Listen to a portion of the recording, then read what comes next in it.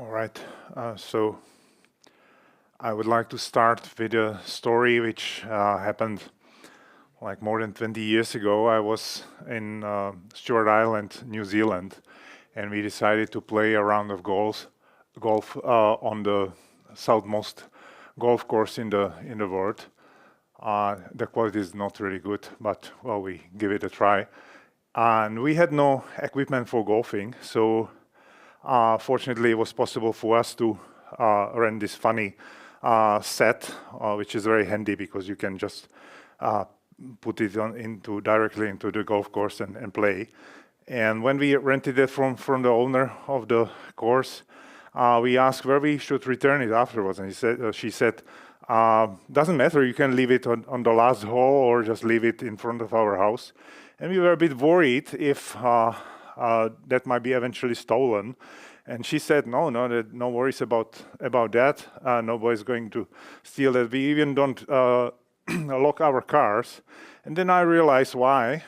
Part of that is that Stewart Island is really isolated. And the only way for you to go out is through the ferry or a little airstrip. And you basically have to go through those guys.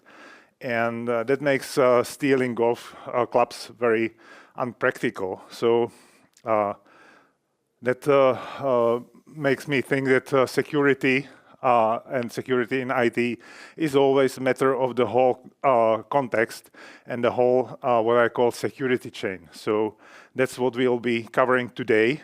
And before we do that, I'll just quickly point you to Slido. You probably done that before. Just pop your questions in there. We'll get to them at the end of the session. So back to the security chain. It consists of a couple of stages of your application from point of the perspective. We quickly go through them. First is how your user account is created, then how you authorize to the application, which basically covers all normal life of your application. Then there is important aspect of if you want to switch from device to device, how you handle that from security perspective. And then quite important from security and a risk connected to that is if you need to access, like if you lose your device or if you forget how to connect. So that's also kind of important. And the last thing we will cover is if you decide to close your account and worried what happens with your data. So the thing about the whole aspect, let's have a metaphor. Let's think about the greenhouse, which is great place if you want to plant some flowers or plants or whatever. It's warm inside, grows very quickly. But let's imagine that you want to turn it into a place where you save some valuable stuff like a brick of gold or something. So what do? You probably put a padlock on the door, but it makes a little sense to go beyond that because, on the doors, because you have a lot of stuff. You need to get rid of glass everywhere, otherwise it makes no sense to improve the security of the doors. So that's an important concept. Always think about security as a chain and always strive not to have any weak link. And it's really interesting to see that in IT, very often people overlook that and there is a weak link. So let's go through a list of some items I consider important in that regard and see what we can do about them. So first one, quite obvious, you should always you should expect that there are bad people around, and you should always check that case it's correct. You shouldn't do an explicit trust to anybody. Also, you want to understand your security, and you don't want any components which are like a black boxes to you, and stuff which you don't understand and which is managed by somebody else, because that's basically a very obvious security hole for the system.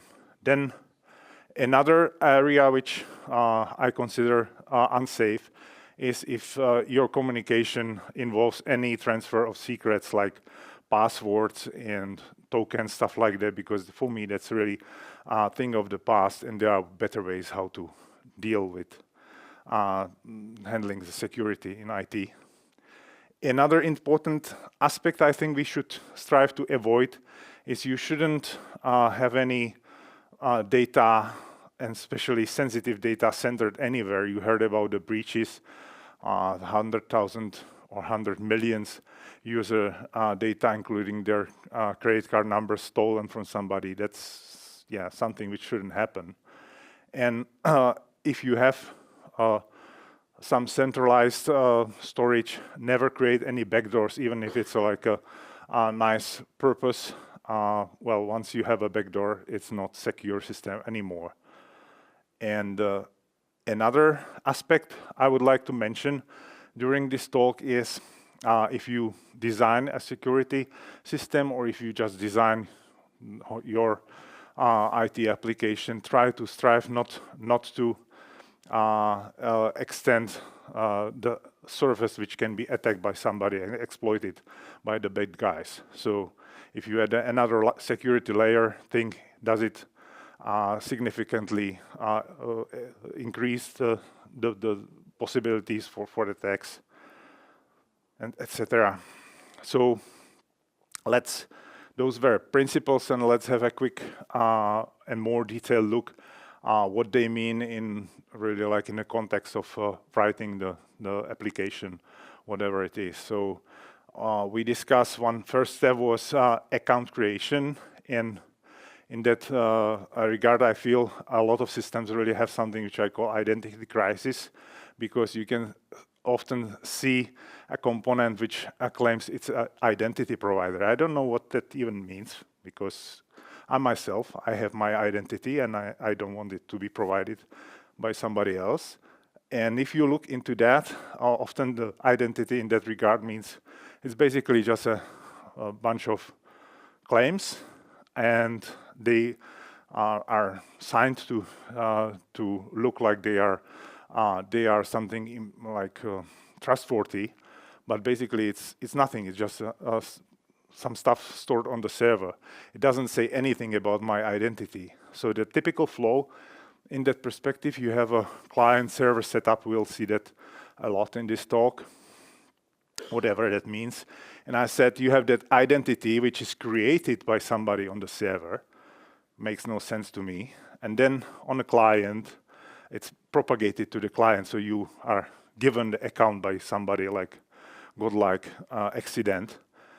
And then you got some sort of credentials which are sent to the server and verified with that identity, if that there is a match or not.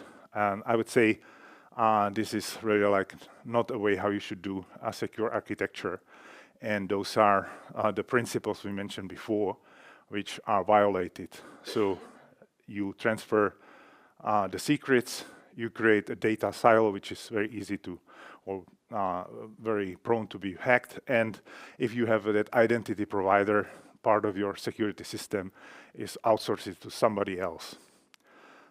The other step, authorization, or the bulk of the life cycle of your application. Once again, you have the client server, very similar situation. You have a password, typical scenario, and you send that password over to the server. So I said this is a bad practice. Don't transfer any secrets. And in that perspective, I would like to mention if something feels like or looks like it's secure because it's based on cryptography like JWT. Well, think about the whole scenario. No, there is a secret transferred over between client and server, and don't let fool you by using a cryptography, because it's not a safe solution. Another word in that regard, multi-factor is good. Like if you have another factor for authorization required, makes your application more secure. Well, generally yes, but if you think about typical implementation of that, that means A second factor might be SMS. For me, and that means that protocol SS7, which was created, which is really old, from the time where trust between those telecommunication company was at paramount. And again, it's a system which runs somewhere, you even don't know where, and there is a bunch of published ways how this system can be attached. So if you introduce second factor in this way, you substantially increase the surface which can be attacked in your application, and it doesn't mean your application is more secure in this way. I have a actual example which happened to me like a couple of months ago. I got a little message, which is my native language, but I translate for you, and I don't want even to read it, but I guess somebody who's responsible for security implementation in that company, like he violated whatever is possible. So let's go to another step in the application lifecycle. What if you want to use a different device or different location, whatever it is? So you typically have a scenario where there is one client talking to the resources on the server. There is another client, and you use some credentials to do that. So again, you share credentials, and that means you transfer in those credentials over. So this is not the proper way to do that, because again, it violates principles we mentioned at the beginning. Another important part of the story is what happens if you lose access to your device. So yeah, this is for me like even some systems which are designed in a modern and well-told way, they often have that weak link in this area. So one possible way is you can get to the headlines because there are systems which don't have any built-in way to recover your credentials or your access to the account, so you can make it to the newspaper like the guy there. Or this is really stuff I copied from at the time biggest company in the world. This is Apple's web page. If you lose access to your account, I don't know if it's actually valid, but I got that like 2 years ago. I was able to make that screenshot. You get to the point where there are some very basic security questions. So all that layers of cryptography and everything on top of that gets thrown out of the window, and a potential attacker only needs to answer questions like what's your maiden's name of your mother or something like that, which are very easy, most of the time very easy to be guessed. So again, this is like violation of the principle that this significantly increase the possibilities of attack for malicious people trying to steal your data. And the last aspect we already mentioned is, what about if you are trying to close your account? You throw the keys to the trash bin, but do you know what's really happened with your data? Do they delete them according to GPRS or not?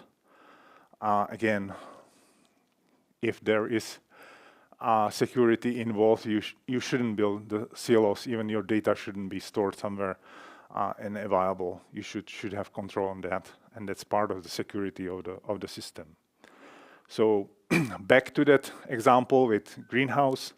So we'll have a look what are the techniques, how we can turn that greenhouse into something sturdy like this bunker, which outlasted almost 100 years, and it's really like a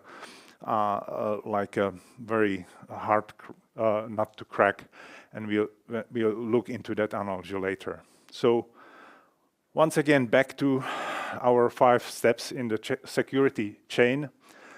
Let's have a look what are the techniques we can use in account creation to make it better than the examples we've seen before.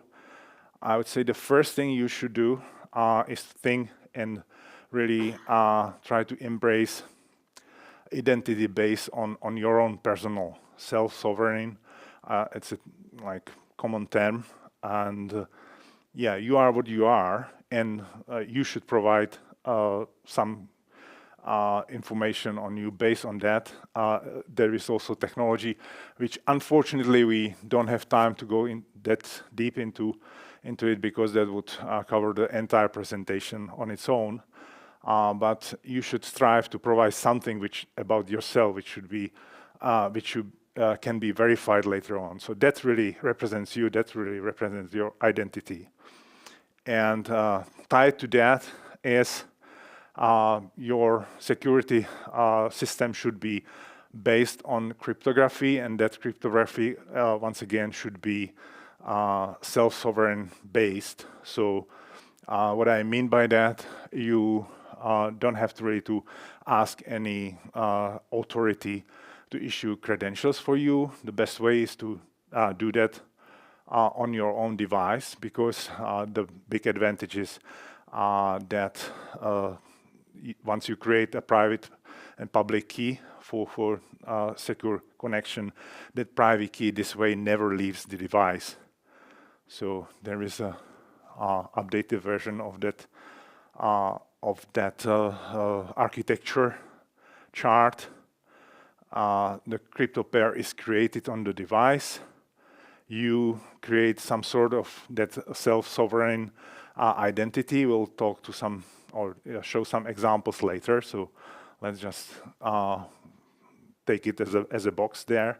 You sign it on the device using that private key, and then you send over the public key, part of that pair, and that identity, which can be verified on the server. So there is something about you, and there is a public key, which can later on verify your rights to access resources on the server. So this is much improved version of the architecture from the security perspective. Let's move to the authorization.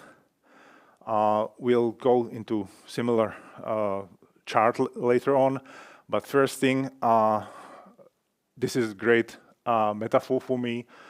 If you have a weak link, you should try to bridge it with some sort of backup. It's even standardized. NIST published a list of factors.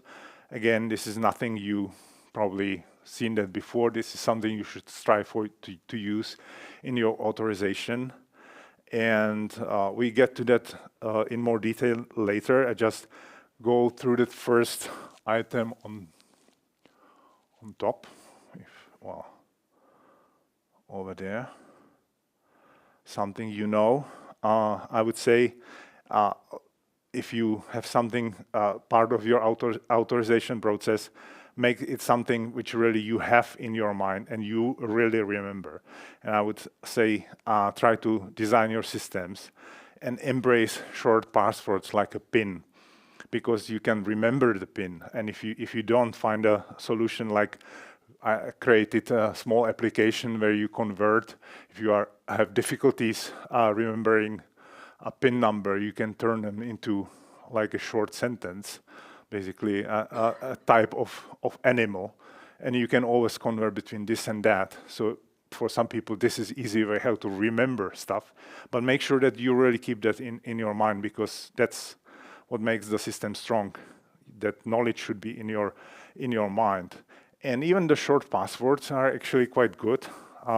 Even the 2-digit PIN is actually quite a solid system, and it's really a way to go, especially if you compare it to a situation where people are required to fill a long passwords and they keep them like this around the monitor, or they keep them in password manager. So it's not something you know because you don't know your password.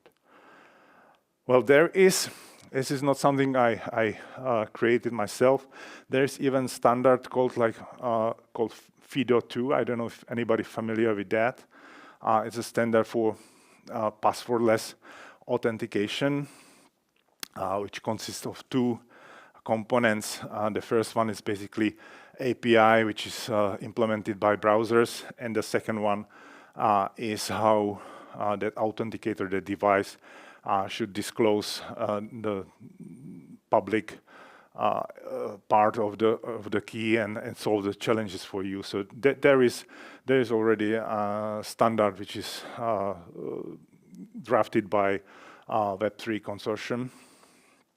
But the problem with FIDO2 is that there is an implicit trust. It assumes that there is a second factor used, but there is trust, which is only somehow not enforced, but you have to pass a certification. But there is no proof for you necessary to get past that authorization. So what can we? There is no second factor required, a proof of second factor. So what can we do if we want to roll our own solution, which will have that? So we try to add something about yourself, about your identity. So what we can do is, on the mobile, there is a bunch of quite mature solutions like that FaceNet, which is part of the bigger package called DeepFace, which can you now on modern devices, modern mobile phones, use to scan your face, and that will provide a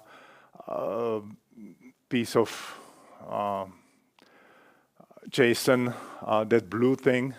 This is actually like a 128 integers long representation of your face, and you can scan it, take that piece of information. You probably want to either encrypt it, or you can use that zero knowledge algorithm to get it over, or get some sort of representation over to the server, and that part can be verified by checking the public key that is genuine, coming from you. And also at any point a server can ask you to present your face and give a fresh copy, or give a fresh proof that it's actually you who is authorizing. So this is much more secure solution, and it's fairly easy to implement. There are few gotchas with that. The face recognition has to be done by yourself, because the platforms which are built into iOS or Android are not available for third parties, so you have to do all the recognition by yourself, and there is still some problems with accuracy of those, but 97% is something which you can live with. And there are other problems like those protocols for carrying over the information, because they're kind of fuzzy. There is some sort of like a randomness in this, each scan is slightly different. They don't really, I would say they are experimental, but we are really getting there quickly. Another aspect of doing or taking security in your own hands is that you have full control. And you, for example, you heard about quantum computers rendering the current cryptography useless. Well, I don't know if you familiar with how the most used cryptography work. The elliptic curve cryptography, basically you have that curve, and it's like you're moving forward, which is easy, and moving backwards is difficult, and like computationally difficult. And those quantum computers should make this computation feasible in almost no time. So there is another standard which is just proposed or established, which is based on a different kind of map. It's basically a multi-array matrix of integers, and you put there some noise, and well, this is much harder to crack. So the fun thing is that there are implementation right now, so you can take this, put that into your application, and you are ready for the stuff which banks are talking. We're starting about the research. It will cost a lot of money. It will be done in 10 years. Now you can use it right now because all the stuff is there. The only problem is that those cryptographic information are slightly bigger and they require slightly longer to produce and verify, but this is totally usable today. So let's move to another aspect on that application lifecycle. What about if we want to use a different device in more secure way? Once again, our client-server architecture.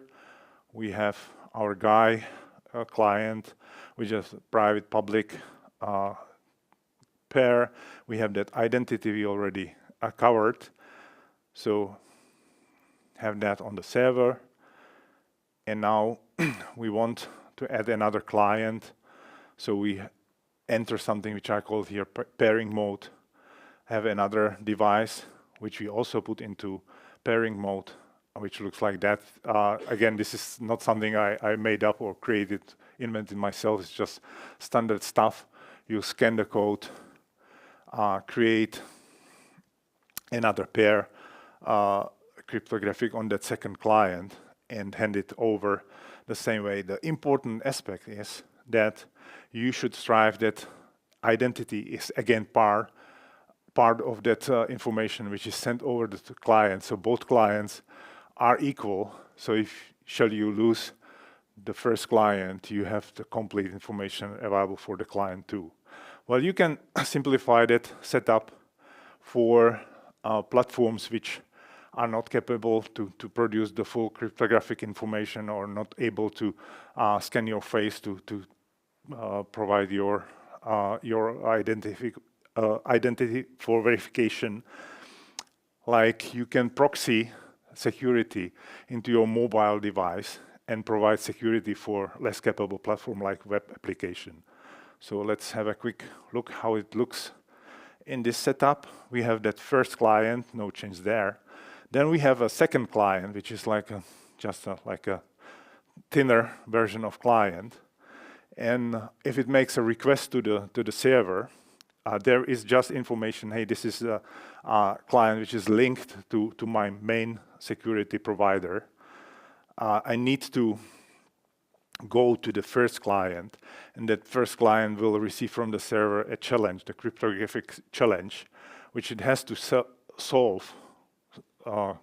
Do some computation or whatever and sign it with your private key, and server verifies this is a genuine request from which is recognized by that client one, and then delivers the resource to that client which doesn't have the security layer. So very elegant solution how to make your web application very secure. What about the stuff I mentioned is very often the weakest link in the whole life cycle of the application, and how can we make it stronger than what we currently have on the market. If there is one piece of my presentation, I would like to point to that, because I thought, once again, there is a good metaphor for this situation, and this is if you have a key and you're leaving for holidays and you need your neighbor to water your flowers, so you give him the keys on the temporary basis. So there is usually a set of restriction. If you are afraid you are not that great friend with your neighbor, maybe you lock your valuables somewhere in the room and you don't provide him access to that. So he has a restricted access. So this is exactly the concept which we are now trying to emulate in our application architecture. So once again, we have two clients. You set up the second client. He has a full cryptographic set of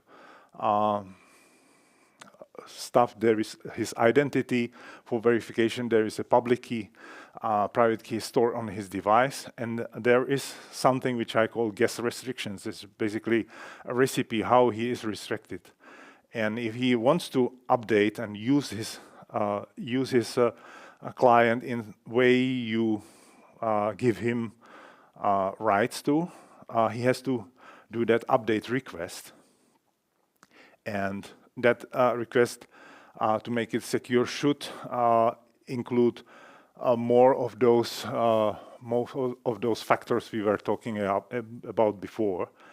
And it's really important that you use more than typical one or two. There is usually something you know. So you set up a PIN for him, and all that process has to start with a PIN. And you know that this is a genuine person because he knows the PIN.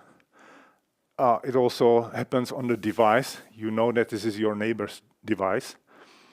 And the third important aspect is there is a time lock. So he has a window of opportunity where you can control if that access is genuine or not. So what that means in our scenario, that request from the client too, we had that before, there is sent information about he entered the PIN, which can be carried over to the server using zero knowledge toolkit. So you don't actually send any secure sensitive data, just send a proof that he has that. The client too on the server gets verified with your own identity, and you basically received a push notification that somebody using the client to just try to use the client in the way you allow him, and you have some time to react. So you have a chance to say, no, this is not okay, because I just let him know, but now it's Tuesday and I want him to use it only on Thursday, so it's too early, and you can cancel the notification, cancel that access, or you can postpone it, or you can cancel it permanently if you are afraid that the device might be stolen. And if you don't do that, then that time lock period expires, and the client to finally, after, I don't know, 6 hours or something like that, 24 hours, whatever, is up to you, gets the push notification that now he is authorized to use the system. So this is very powerful concept, how you can empower somebody to use the device and do it in a secure way, because there are 3 factors involved, and you are pretty much in the control of the whole process. If we go back to that metaphor of bunkers, those bunkers were linked in the line, and each bunker covered the other one with the fire. So this is how the bunkers really did their defense. So this is analogy to that. I'm doing some active research in that area and trying to create a solution. I thought about actually patenting this stuff, because I never seen that done in exact way how it was there, but then I decided I will just publish that information so it can be reused later, and hopefully once I have something which I can publish, this will be like a name I'm planning to use. So keep that name in mind in the future. And the last piece of a lifespan of the application is actually closing the account. We talked about how it's done now. You can trust big companies like Google. This used to be their motto, but it's not. So whatever happens to your data, nobody knows, especially in the times of AI, where they use the data for training purposes. Are your data really deleted? Who knows? So one possible solution is to verify. So if a provider, open source the server, you can actually see that there is a procedure that if you request deletion of your account, your data are actually deleted. But how many applications which are open source and you trust to store your data? Not that many. And there is a new concept which can be used. Once again, we can get the help from the good old friend cryptography there. So we can change our data into stuff which is safe. How that works, we'll look in the next section. So the idea for that is that the data are encrypted on the server, and that server needs from your mobile client one-time key to be used. It's based on existing technology. This is something which is called HKDF, which is based on generating a hash of whatever data you have, and there is a function derived from that hash, which is used for generating the temporary key. There is a specification. Again, you can use it right now, and it's standardized. Another thing is that there is a special version of encryption algorithm based on elliptical curve cryptography. Again, I don't even know how to pronounce it correctly, but it's standardized, and you can use it right now. And then there is the last missing piece is you can use standard or mutated version of elliptical curve to sign whatever you want, the normal private public cryptography. Once again, this is totally standard. And how is the flow going in that case? Once again, client server.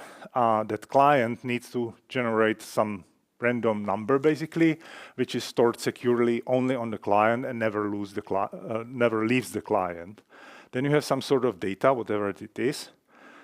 You derive a key from that seed number and use that key to encode the data. And you package that together with some sort of like a vector which is sent to the client and the identification number and those encoded data, and send that to the server. And this is stored on the server, and it's basically useless on the server unless you create a new key which will be used for one-time decryption. Again, you use the HKDF protocol to create that, send it to the server. Server validates that it's coming from the genuine client because it is a public key. It retrieves that identification vector and use that to decrypt, one-time decrypt data. Could be much complicated, so you can make sure that this only happened once. And basically, you have a data which are stored on the server, but the access is totally controlled by the client. So you have a perfect certainty that nobody can misuse your data. So the title of the presentation was Mobile First Security, and this is exactly why I feel this is so powerful concept. If you put mobile in like an integral part of your security architecture, you get really to the next level, which is not achievable otherwise. And the reason why it's so important to have a mobile part of that, because there are few features which are not that easily available anywhere else. You have a cryptography available on the device. There is a secure box which can be in fairly safe mode used to storage your private keys or that seed value we just seen before. Also, there are sensors to do a lot of stuff like we've seen the face scan. You can get information about environment. A lot of sensors, like you can think about different ways how to enhance your identity and how to verify that. And there is a lot of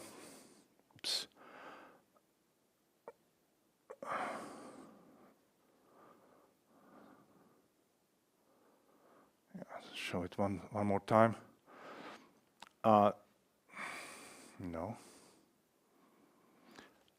There is another important aspect is the networking layer, because you then can send push notifications from client to client. In the scenario I was talking about, the Nest lock, how you use two devices talking to each other and providing extra layer of security. An important last point is that they are convenient because they are always in your pocket and they are available now. Well, the last point is, can you really trust the application in your mobile that it does what it saying it does? Well, once again, there is an option of open sourcing the client, but then on your phone, well, it's delivered through App Store or Google Play. So the only way is to use something which allows you to take the source code, sign it, and use deterministic system to build exact copy, and you can match the hash code of your source code against what was built. It's fairly easy on Android. There is basically a flavor of Android, including their own version of Google Play, or not Google, but F-Droid store, where you can put your application and you can verify that they actually do what they claim to do.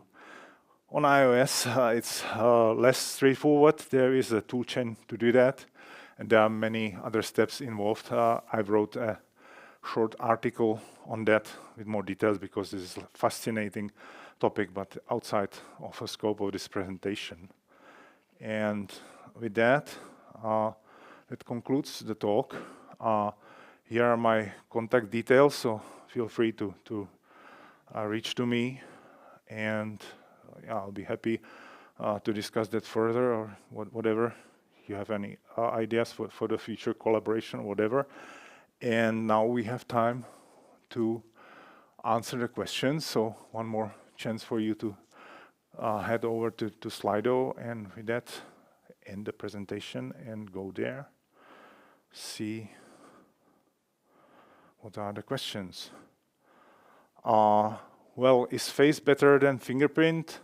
Can you show it on the screen? Wow. Sure. Hopefully. Yeah. Sorry for that.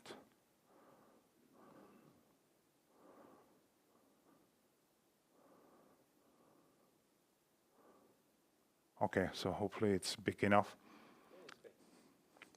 So is face better than fingerprint? Well, it depends. It's another possibility.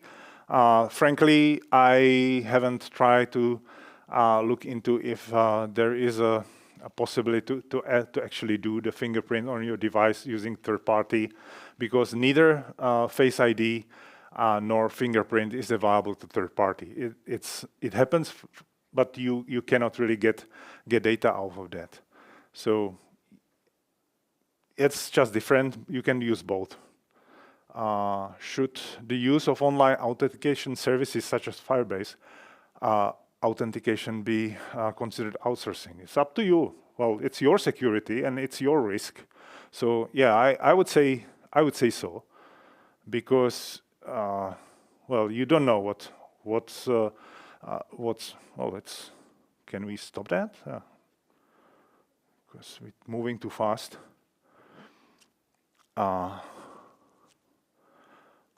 Okay, I'll move to the next one before that goes. How is ensured that one-time key cannot be used more than once?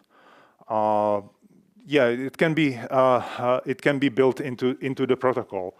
So you can before you can send that over to the sender in stages, and you can make sure that before the server moves to the next stage, it performs some operation. So you need one key to perform first part, and once the server sends you the information that that stage happened, you issue him another key, and the first key is no longer valid because he has to transform the data in the process. So it just makes the example more complex. So I went to the simplest possible one, but yeah, you can make sure that this is really used one time. Can mobile first security also be used to log in on desktop and laptop computers? Yeah, I covered that. This is that proxy case. You need device, you scan a code to link those together, and then you can use mobile. It will handle those security challenges and gives you access to that.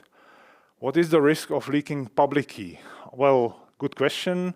Public key, I would say it's good to keep it secure because there is no point to making it public, but well, it says it's public key, so pretty much nothing happens except somebody could eventually try to derive a private key if has access to the public key. So it's good practice not to disclose it, but if it happens, it's not like a immediate security threat. Is there a book with secure communication design patterns? Or where to start if you want to learn more about this topic? No, I'm not aware of a single secure communication patterns book. I have a bunch of books, like there is a good book on self-sovereign identity, which covers a lot of those principles. There are many articles about that. Just ping me if you want some pointers. I'll be happy to provide you some. Can you recommend some courses on cryptography? Again, I'm not familiar with anything specific, like go to the, what's that, Coursera or Udemy. They probably have something, but I haven't completed any course, so probably can't really recommend something. But once again, ping me. I'll try to give you some pointers where to start. Maybe the book is good enough for you. And what's the difference between sending tokens and public keys? Well, the token is basically a secret because it requires that you first send over your credentials, where public key, the private key always stays on your device. So there is a substantial difference, and I hope that I illustrated the difference. So this is really like a essence of the talk is, yeah, there is a huge difference. Public key, you send it, it's used for the verification, but the private key stays on the device, and that's the secret, and it never leaves the device. Where the token to be created, it's signed on the server, but first you need to transfer that secret to the server, which makes it unsecure in my eyes. So it's just a masquerade to me. It looks like a security concept, but it's not. Closing account. What stops the server side to abuse the client's data once it's decrypted using the one-time client's code? Again, I mentioned that you can do it in the stages. There are ways how you take. There are file formats which allows you to shatter your file into smaller pieces, and you can reconstruct the content from those smaller pieces. It's used for stuff like if you have a huge data, like a map of Word or whatever, lots of photos in one file, which allows you to navigate to the certain location, so you don't have to download the whole file. So you can use exactly that to disclose only parts, and from those parts, which you allow the server to decrypt in stages, control the access to the data. You make sure that the server plays fair with your data. It's doable. Once again, this is out of the scope of the presentation because it will be too complex. But basically, the same principles I've shown, just applied in multiple steps. So that seems to be all for now, and we are just on time. So thank you, everyone, for coming. And if you have more questions, feel free to come to me or contact me later. Thanks.